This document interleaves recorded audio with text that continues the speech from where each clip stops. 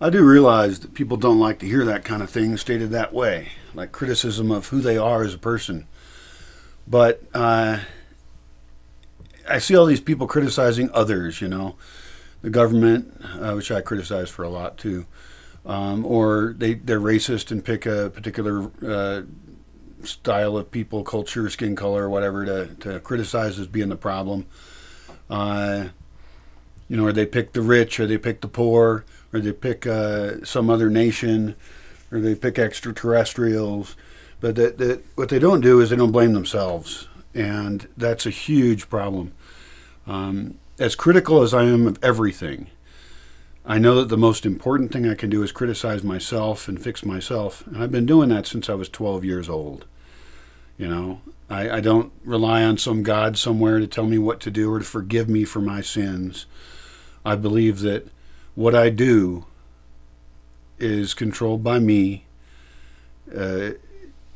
pretty much. There's a whole free will determinism thing, but I believe I have free will, so I'm going to act like it. I'm going to take personal responsibility for my actions and make a better world around me. So, of course, I should state all these things in a much more positive way.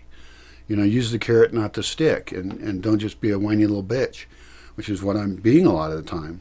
Although that's not totally true, because I'm actually putting my lifestyle where my mouth is. I've broken away from everything at immense cost, immense risk, immense pain, actually. It would have been easier to stay back where I was. I was extremely successful, making lots of money in a big corporation, a kind of job people would kill for. And, with all the pleasures of life that you can have. I mean, simple ones. I've never been super rich. And I don't really turn myself over to useless hedonism. But I had a great, great life. And I destroyed a lot of that life to live the one I'm living and created a very different kind of life with some different kind of benefits. Although the loneliness of what I'm doing, the path I'm on, is pretty extreme, and it is more than just to do with living out in the woods. It also, I'm philosophically lonely. I don't have a social world that I would like to have, and it's probably even statistically unhealthy to live the social life that I do. It's one of the reasons I'm trying to very cautiously invite people here, people who can actually contribute and want to be very conscious themselves and have compatible values and cultural things that they think should exist. So it's tricky. I will be alone if I can't, live a life with people that's positive. And I think that the majority of people are trying to destroy the people around them and the world around them. So I won't be part of that. I'd rather die alone. People say, "Are you going to die alone?" Well, okay, that's better than dying with many of the people I know.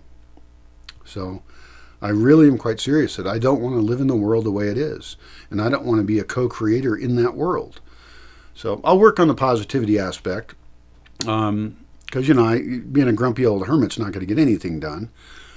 So hopefully today I'll have a good attitude, and we'll go out together. You can join me, just like you're here, and we'll go zip around some towns around here. I don't know what'll happen. The pandemic thing makes it really weird. And I'm tempted not to go out at all. Why should I take the risk? But there's also people who are driving down here from the States to visit, and I've got to give them advice on how to travel well. How can they travel with very low risk?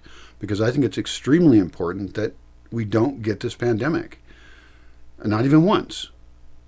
And for a lot of people, they're going to get it once, and they'll be like, that sucked. And you're going to see a lot of people who are, getting it every year. And eventually they're going to say, oh, maybe I need to change my behavior and not do this because I'm damaging my organs permanently. I'm shortening my life, and I'm shortening the quality of my life. So it's our behavior that's going to change this pandemic. And I don't know. We'll see what happens. But today is a little iffy for me. Like, this is a luxury trip. We don't have to go anywhere. And so maybe we shouldn't.